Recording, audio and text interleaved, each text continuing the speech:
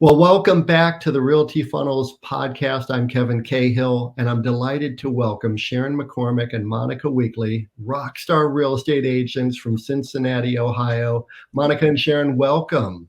Thanks, Kevin. Happy to be here. Delighted to have you. So tell everybody about yourselves, where you're situated, what you do, a little bit of your background and how you got into real estate. Well, my name is Monica Weakley. I have been a licensed real estate agent since 2003. Yep, that's a long time ago. Been through a lot of different markets, that's for sure. In the Cincinnati market, before I was a real estate agent, I was in corporate America in sales positions, regional sales, kind of manager positions. And I'd always wanted to be in real estate. I told my parents when I was 21 that I wanted to get my license, and they said, absolutely not. You may not. No, you need a real job that pays a weekly salary or whatever, weekly income. And they were probably right, Kevin, at the time, actually. But it was in my head since then. Like I knew it, and I got an opportunity with a severance package, actually, that covered me for 3 months of a salary. And Sharon and I were together at the time. We're not only business partners, but we're in life together as well. And so I took the chance, I took the leap, and that was in 2003, and never looked back. And then Sharon, I dragged her in during COVID. Said, come, I've been asking her for a long time. And finally she made the leap. Yeah, my career pathing was quite different. Yeah. I was started off as an RN, went and learned how to sell at Procter & Gamble, and then went to radio and managed radio stations for almost 17 years. So this is my retirement, this lovely real estate world. And I've been around it for a long time with Monica, and I absolutely love it. It's been such a joy, unbelievable opportunity to work together, and to be able to make different things happen because we are so different. Yeah. Yes. We're the yin to the yang of real estate. Lisa and I are like that as well. You know, she's like, okay, I obviously need somebody like you in my life to fill in all those missing pieces. And I need her in my life to keep me a little bit more organized. And yes, it's a real wonderful thing. We were actually talking about creating a class called Successfully Ever After. Oh, I love that. That's really good because there are a lot of couples, wives, spouses, husbands, in the business together. That would be great. And I think it's a wonderful industry for those people who are spending life together to also work together to earn a real wonderful income together. There's no ceiling. You can do whatever it is you want to do, set your schedule, and your whole approach to the business that's appropriate and true to who you are as a couple. Mm-hmm. And I just think it's just a fascinating way in which different couples are having different types of successes in residential real estate. I think, yes, it's worked great for us. Now, that doesn't mean it's going to work great for everybody. I think you really have to recognize that you have different skills. And, we also we manage our own lanes. We're crisscrossing when necessary just to support us from a time standpoint. Hey, I don't have time to do this today. Can you? But in general, we really have our own paths, and we have our own responsibilities within the business. And that seems to work best. What do you think as far as you and Lisa? Well, we've seen the same type of thing that you're saying. There are certain things that I like doing that she doesn't really like doing at all. Mm-hmm. Standing in a driveway talking with clients is not her favorite thing. I'm like, well, this is just how it is. You're done inside the house, and then you go outside and you're talking still, and then it's another half hour and you've been standing on the driveway talking. Why couldn't we just stay in the house? That's just how it is. That is so funny. Yeah, Sharon's really good at that. That's why she works with our buyers. I'm a little bit more high D, like, are you buying this or not? Let's go. Like, what are we doing? So it works. It works. Well, I'm so glad. And it's fascinating, Sharon, you come from this, both the nursing, which is a lot of high touch, mm-hmm. and then the corporate world, which is a lot of high tech. And then you blend them together and have the success in real estate, but only after, 17 years in the radio industry and after watching Monica have success in it for probably at about that time, 17 years. Mhm. And then that now you're working together at, I just think it's a fascinating blending. You know, it was so interesting because I avoided it for so long, but COVID presented that opportunity. But you know what, Kevin? The other part of it is this industry offers so many opportunities to go in so many different directions to help people. It's just, well, you can find passion in so many different ways. And that's what I think was so intriguing to me. And then being able to work with someone like Monica, who is so well respected, who knows everybody in the city. I already had 10 legs up, right? Mm-hmm. So she helped a lot in being able to negotiate deals, how to position for our clients the best opportunities. And it's just been an ongoing learning experience, which I believe you have to do in every stage of life. And then the next thing is just that it's been fun for me. It's like a rejuvenation. You know, you find a new passion and you want to be present for that and you want to experience it at all levels. And so where she might have lost a little passion, having done it for so many years, I think I bring that passion back in to, you know, from the excitement of through my eyes, I guess is the best way to say it. Well, I saw that too. When Lisa joined me in 2012, I had been a real estate agent. I had already had a team. I had a team in Ohio before moving to Florida to run real estate brokerages. I'd run real estate brokerages for Keller Williams Realty. Then I was a corporate executive at Realty, running their Coldwell Banker offices. And then she wanted to get into the industry. And I was sort of like, oh, I am just so tired of this industry. And then it brought it all back to life again. Yeah. Yeah, that's cool. You get to do it on your terms, you right? know, like new terms. Yeah. Yeah. And we created a whole new approach, which we launched in 2013, which was a company we called Reallean. And we just had enormous success in the Tampa Bay market. But honestly, it was because she brought that fresh energy back in, just like Sharon, you brought your fresh energy in. That's so cool. Yeah. Sharon's done that for sure. Well, Cincinnati, tell me a little bit about your local market. What are you dealing with there in Cincinnati? Is it a lot of single family homes? Is it condos? What's the market look like there? Single family homes, also some condos, but primarily we're kind of a traditional Midwest town. We're, I think, over 1 million in Cincinnati proper. We're not a teeny tiny town like some may think. We're a beautiful town. We sit just at the base of several mountains, which are not mountains, they're hills, but they're Mount Adams, all these mounts, but really they're very small. But anyway, we sit right on the Ohio River. Right across from the Ohio River is Northern Kentucky. So many of our agents are dual licensed, which I am as well. Sharon just covers Ohio because that's primarily where our business is.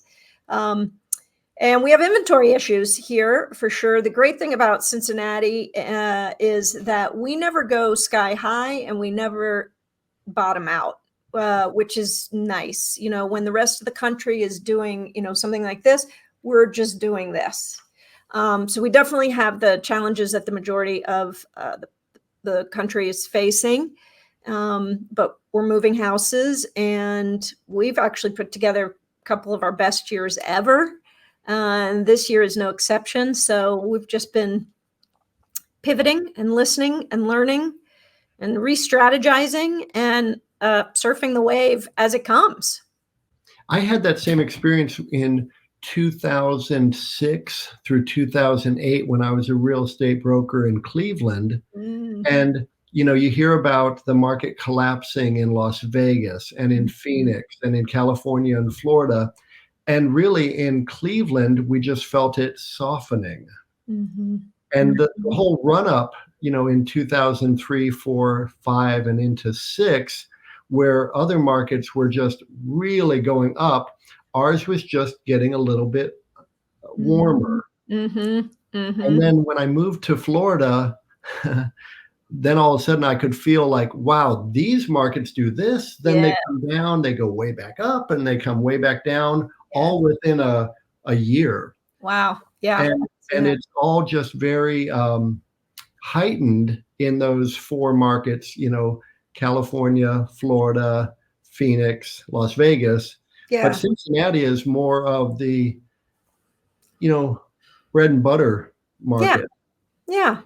There are always going to be people coming into Cincinnati for work. There will always be people who are moving up, downsizing. And so you're just dealing with that regular part of the market. But the inventory issues, yes, those are, and so interest rates remain a factor in the buyer's eyes. They do. And yet, there are always people moving. It's just always happening. And, for us, if we're looking to do, say 40 deals a year, we don't need to listen to the headlines. No. We don't need to say, oh my gosh, nobody's buying houses. Like, we need 40 deals, which in my mind is 30 clients, because some of them are going to buy and sell. Yeah. I need 30 people to say yes to Sharon and I. I just don't really care what is going on in the rest of the market. I'll find my 30 through my practices that I've learned that work, which is relationships and staying in front of people and making sure people know what I do to help people and how we work and how we care about people as human beings first, realtors second, and all the things I'm constantly teaching and preaching. And that's where our 30 deals are coming, or our 40 deals are coming from. That's it. And really, I've heard you teach this many times, where you're just talking about how if you grew your sphere to 100 people and just maybe 150 people and stayed in touch with those people, communicated with those people regularly, the business is simply going to show up. The business will show up. If you super serve them, you show up relationship first, pouring into them, strengthening and deepening those relationships at all times outside of real estate. This has nothing to do with that until it does.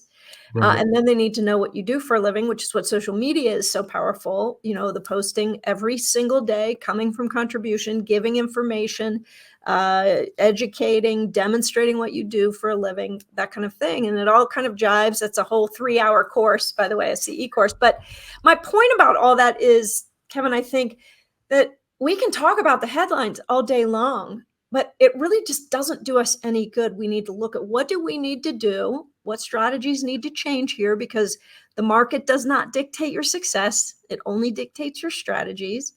And so figure that out. What do you need to do to have your 12 deals or your 20 deals or your 50 deals or whatever? Who cares? Whatever your goal is, and break it down. Because if you listen to all the clickbait talk and the headlines and the agent that's sitting next to you that's, oh, woe is me, like, none of that is helping you. It's actually hurting you, and you need to remove yourself, put yourself in a vacuum and go and just not worry about the world. The deals are there. You don't need that many. Like, they're there.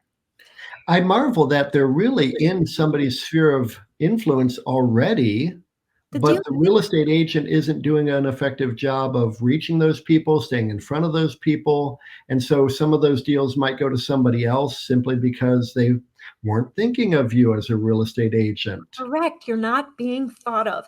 If you think of 150 people on a list, Kevin, how many people do you think the average human being knows that moves in a year? Like, on average, I'm Joe Smith living on Main Street. How many people do I know that are going to move in a year? I would think that, if the average person, let's just say, and I'm perhaps rounding this up, but let's just say the average person knows 300 people. Mm-hmm. And let's say that 10% of those people will make a move. So there's 30 people, and some of them are going to buy and sell. There's your 40 deals. Yeah. I mean, that's if people know, I think people easily know 2 or 3 people that are making a move every single year. Like, I think we could all agree to that, right? So now your 150 has multiplied by 3. Right. Now you got 450 opportunities or at bats. It's your challenge to make sure you're in the right place, the right time, being thought of in the right way, because they care about you and they care about your success and they want to help you and they know what you do and they know how you help and they feel good about it. It's just, I don't know. We just overcomplicate it. That's for sure. And I think agents get easily distracted by what other easier approach there might be, which doesn't actually exist. Mhm. This is Right. true. I think the easiest approach is just simply to be a friend and a resource to anyone you encounter, and then you'll have deals headed your way if you just simply were open and friendly and a resource to people. Yeah. And I hear all the time about how agents are looking for a new lead source. And it's like, well, hold on a second. What are you actually doing when those leads actually come in? Right. Mhm. You have to be a friend, and then you have to be a resource. So why not just be that to the people you already know anyway, and stop Right. worrying about finding a new lead source? The mountain is not that big then once they know and trust you already. So yeah, for sure. I think Now, you're right. you mentioned the social media and posting, and I know that you have an amazing service that you provide. Tell us a little bit about Ghost Poster. Yes, Ghost Poster is, gosh, we've been doing this For a long time. long time. We have probably, I don't know, 800 or 900 members. It's free, guys. It's free, and Kevin has put it on a video. But if you're not watching the video, it's ghostposter.com, which is spelled GHOSTPOSTR. This is an email that you will get to your email box or your inbox every day, Monday through Friday, and it has a Facebook posting idea for you. And you can take that idea and literally right click on it, save the photo either to your phone or to your laptop, and then throw it up on your Facebook page, copy my suggested comment, and not overanalyze it, not concern yourself with what somebody might think about it, and just post it. Because this compounding effect of you reminding people what you do every day. And by the way, we don't make it icky. Nobody's asking for referrals online. We're just giving information and coming from contribution. And that's why doesn't feel bad. And posting every day about real estate is not too much. I know there's somebody out there saying that right now. Ooh, God, that sounds like a lot. It's not even close. It's not even close. Gary Vee says you should be posting 20 times a day per platform.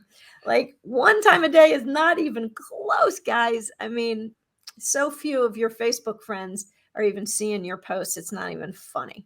Right. So we've got to be consistent with that. The consistency. I can't tell you how many times Sharon and I are out and we get comments all the time. Don't you get All comments the on like, time. I love your posts? And Sharon's thinking, you never comment once on them. Where are you coming from? They're seeing it. They're watching. They're voyeurs of what we're doing. And that's what we want, because that's when we get that phone call when it's time for them to make a move. So tell me about Ghost Poster. Ghost, I'm going to spell it again for anyone listening. Ghost, GHOST, poster without the E. So it's postr.com. So ghostposter.com. That's right. How did you come up with that idea to give that to real estate agents as a free resource? What was the notion there? Well, I was coaching and training agents. I had a group coaching, and we were teaching the secret referral formula, which has to do with, just being a human being first. And then this idea of reminding people what you do every day. And agents mostly get the human being part really well. Like, we're good social beings, and, we love to be in the mix mostly, not everybody, but, and so everyone was doing what they needed to do with their phone calls and the reach outs and the networking and all of that. And they weren't posting every day, and they knew it would be helpful and they knew it was important, but they just weren't doing it. And it got so frustrating for me. I was like, just copy whatever I post, you post that day. Can I just copy your post? Yeah, that's fine. Just copy my post. So then I started mailing it out because people liked the reminder of it. And then I started charging for it. It was a thing.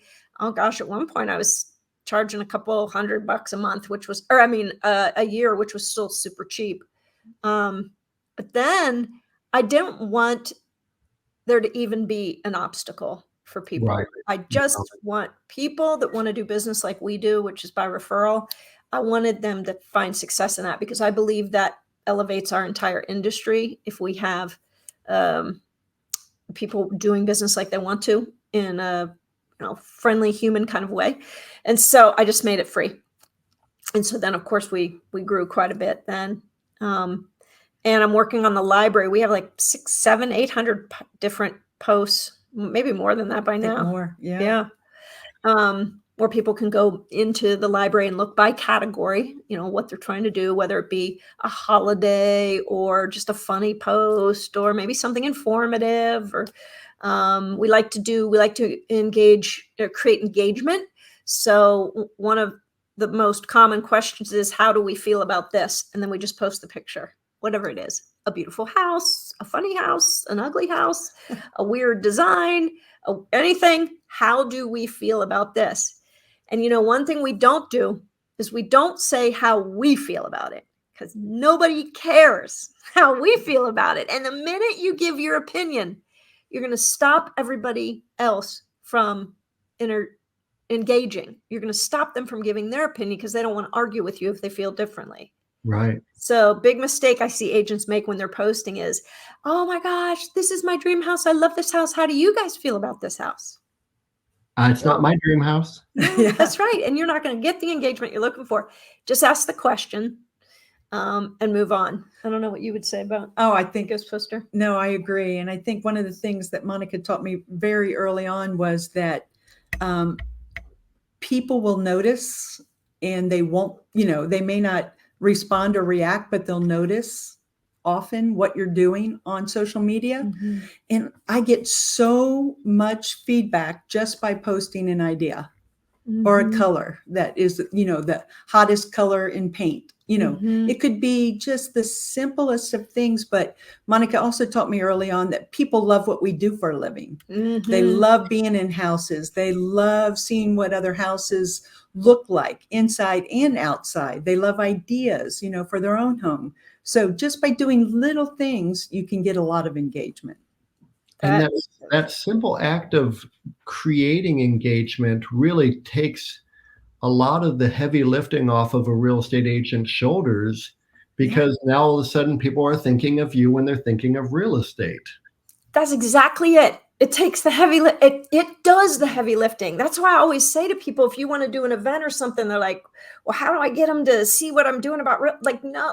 The event is to get in relationship and then get them over to your Facebook. Make sure you're friends with everybody at the event. Post the pictures on Facebook. Get them to your Facebook page, because that's where the heavy lifting of what I do for a living is. That way you don't have to talk about real estate, because everybody gets a little bit weird about that, and they don't want to always be talking about it and asking. And I say, right, be interested in the other person.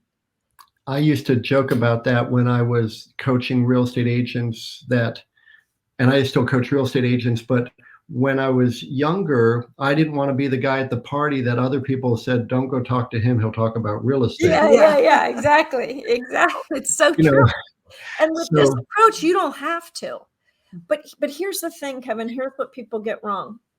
They either are great human beings and they know how to build and strengthen relationships, and they don't ever talk about their business.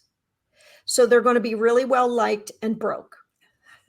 Or they only talk about business. They're constantly posting. They're really good at that. And they don't have any strong relationships. They're not giving on a regular basis, whether it be time, attention, or anything. And so then you won't be well liked and you'll still be broke. Because what a challenge. It's the two things together that leverage out the referrals. Those two things have to be together. You can't be great at one and not doing the other. And so I challenge the agents that are listening to this. I bet you're good at relationships and you've not been consistent with posting about real estate. You've got to find a way that's comfortable for you to do that. Figure it out. It doesn't mean you have to do it like me. It doesn't mean you have to do it like Kevin. You just have to figure it out. I've had that notion as well, where real estate agents are really sociable and perhaps they're not seeing the success they want to have in their business. And I see that they're not socially active online. But the other thing that might be missing, which they need to be very mindful of, is that they also aren't spending the type of time to know their local market area. They're not previewing homes. They're not going to open houses. They're not meeting local builders. They're not fully engaged with the bread and butter of today's market in my neighborhood. And so then somebody asks them about real estate and they're sort of like deer in the headlights. Oh my gosh, somebody's asking me about that house on Main Street. I don't know that house on Main Street. Yes, it's so true. And I think you bring up a good point that Sharon and I have been talking about in our business and actually getting ready to make some steps in this regard. And I've been talking to a lot of agents about this, that now, and I think you and I talked about this for a minute, Kevin, now is the time to find a niche. It doesn't mean that you have to stop doing all other types of business, but what are you going to be the expert in? Yeah. What are you going to know? So we're niching down to where we live. We live in Anderson Township. It's a big suburb of Cincinnati. It has all kinds of housing. We live in it, so it's convenient for us. There are a ton of houses that are selling, so it's smart. It's a smart niche. And that's what we're doing. It doesn't have to be geographical. It can be all kinds of different, it can be architectural. It can be, type of buyers or type of sellers or price point or whatever. But if you're not niching down right now, in light of what's going on in our market, I think you're going to be left behind. I agree 100%. When I started my career, I actually wanted to be an architect when I was in high school. And I love architecture. I still love architecture to this day. And I was living in Shaker Heights and Cleveland Heights, Ohio, which was very rich in architectural gems. And so my niche was architectural masterpieces in Shaker Heights and Cleveland Heights. And so I became a member of the National Trust for Historic Preservation. Nice. Certified by that organization. And I became the historic homes expert for those communities. Wow. So somebody would invite me into their home and I'd walk into an octagonal foyer and I was like, okay, so you're in a Mead home. And they're like, wow, how do you know that? Gosh, that's incredible. Yes. That's perfect. And you picked up business because of that you wouldn't have otherwise gotten. Oh, I was the guy. If somebody had a historic home, they wanted to reach out to me because I understood why their home was special. Maybe. But in the same regard, when I moved to Florida and then Lisa and I became active, then I became the waterfront expert guy. Nice. And so wherever you are, you have to find an appropriate niche.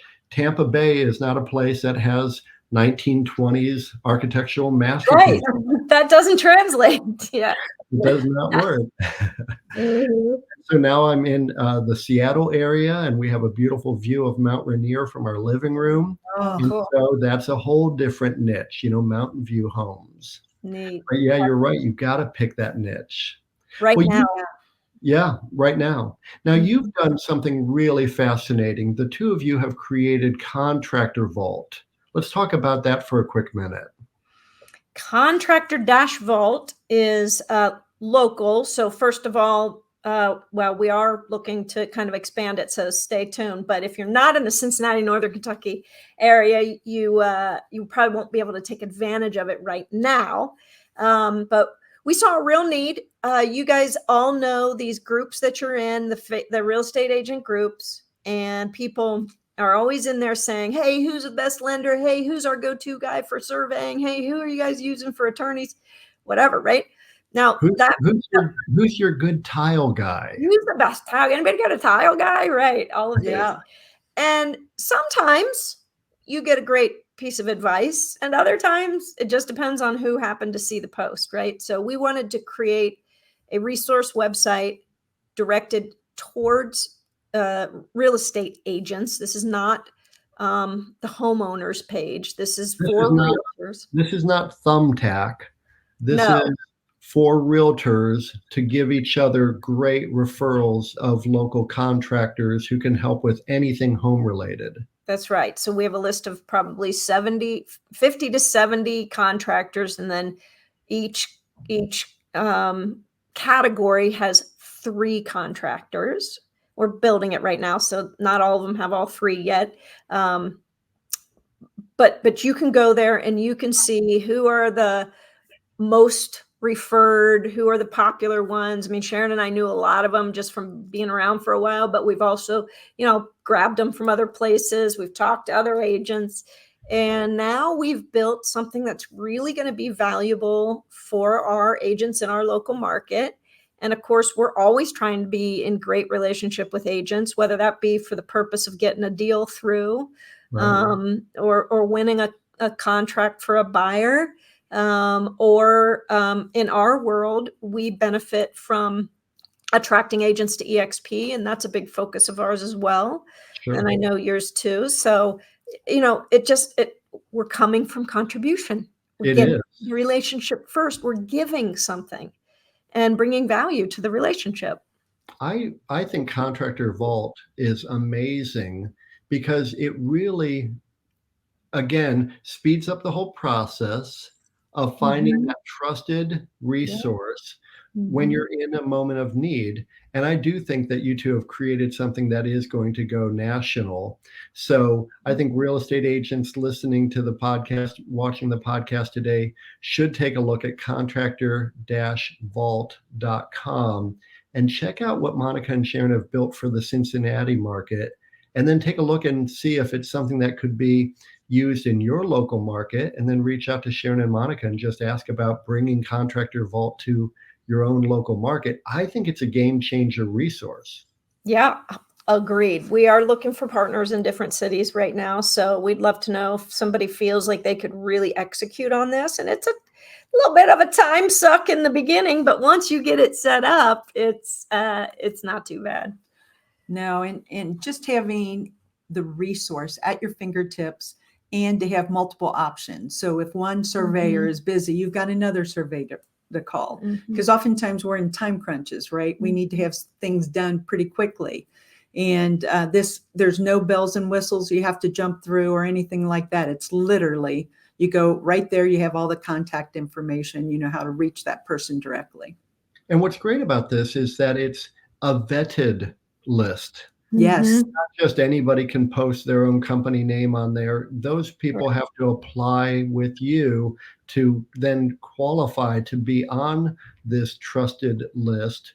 And then those people are also already vouched for or recommended by local real estate agents. So as a real estate agent, you can feel confident about recommending, oh, I need an electrician for a quote. And I need that quote really quickly because the home inspection contingency period expires in 2 days. I don't have a lot of time. Yep. Who do I call? Because my electrician is jammed up. I can't get him in the next 3 days. That's right. That's exactly right. And if we didn't know the person, or they didn't come with a ton of real estate agents mentioning their names in these various groups, then at a minimum, we check the Better Business Bureau and make sure they had, an A or A+ rating. So they have been all vetted at some level. And look, we're probably going to have to manage it. And if we get a 3, I don't know what our thing will be. If it's 1 strike, 2 strike, probably 3 strikes, you're out kind of thing. Because we want this list to be the gold standard where agents are like, oh, you need an electrician? Instead of saying, call this guy, go to Contractor Vault. Yeah, that's fantastic. Yeah. Well, I think that's another way in which you are both contributing, coming from that heart of contribution, serving your local realtor community first, and then just realizing that it's like why I built Realty Funnels. I needed Realty Funnels to solve my own problem. And then all of a sudden I realized, wow, other real estate agents have the same problem that I solved. They can use Realty Funnels as well. Contractor Vault is, I have those people in my phone, but how is another real estate agent going to know my people? And here's that. It's a phenomenal solution. And might I add, I'm glad you did create Realty Funnels, because Sharon and I have enjoyed it at the highest level. Thank you. We've been putting it to the test, haven't we? Well, and so far you haven't broken it. No, we haven't. It's amazing. Thank you. Well, It's my pleasure to have you in Realty Funnels, but really I built it for agents like you both, for the problems that Lisa and I were facing, where we were outgrowing all of these other subscriptions and hitting those ceilings where, like, now you're sending too many emails, you're sending too many texts, you need to upgrade to this catastrophically expensive level of the program in order to keep using this tool. And I just couldn't deal with that anymore. So I had to just solve it, which is what is now Realty Funnels. I'm glad you did. Yes. I'm glad Thank you did. you. Yes. So we could talk for hours, and I would love to have you both back on another time. But in the meanwhile, how is it best for people to reach you? We'd probably want them to go to your website to at least learn a bit more about you. They can go to monica.world. We're always improving that website, by the way. It's work in progress, but you can get a hold of me that way. Best way is Facebook. Either one of us, we're both on there a ton. So if you find Sharon or find me. And then my coach, Monica W. And Yes. so facebook.com/my coach, Monica W. You're going to be able to get in touch with them. And then if they want to just ring you up old school, Do it. Best to probably just shoot me a text. Make sure to introduce yourself and I'll get back to you for sure. So and if you'd rather talk to Sharon, just say, hey, what's Sharon's number? So 513-600-7296. It's really been a pleasure to have you both on here. I'm just so thankful to be in relationship with you both. Kevin, we feel the same way. You have been such a resource for all kinds of good information, not only just what you're providing through Realty Funnels, but you've helped us outside of that. So we're just better for knowing you and Lisa and really appreciate all that you contribute. There's that word again. Yes. Thank you. Well, contribution is what it's all about. You can get anything you want out of life if only you're willing to help enough other people get what they want out of life. The Zig Ziglar mantra. You got it. I'll share with you this. I first started listening to Zig Ziglar when I was 11 years old, and I had a paper route. Lucky you. And I was walking around with my Sony cassette Walkman, and I was listening to Zig Ziglar on audio, and that was the first thing that he talked about. And so as a paper boy, new people would move into the neighborhood, and I'd say, hi, I'm Kevin. I'm your local Akron Beacon Journal paper boy, and here's a copy of today's paper, and I'm going to bring you a copy every day for the next week for free. And if you'd like to subscribe, I'd be happy to get you subscribed. No way. Salesman from the beginning. You were Kevin Cahill from day one. And it's all about contributing. Yes. That's awesome. It is. And, I don't know if you've ever had these moments where you're just in a funk. Like Sure. if any of your listeners are thinking, yeah, I've been there. You're almost tired of yourself. You're like, nothing's good. Your negative mindset has snuck in, all of that.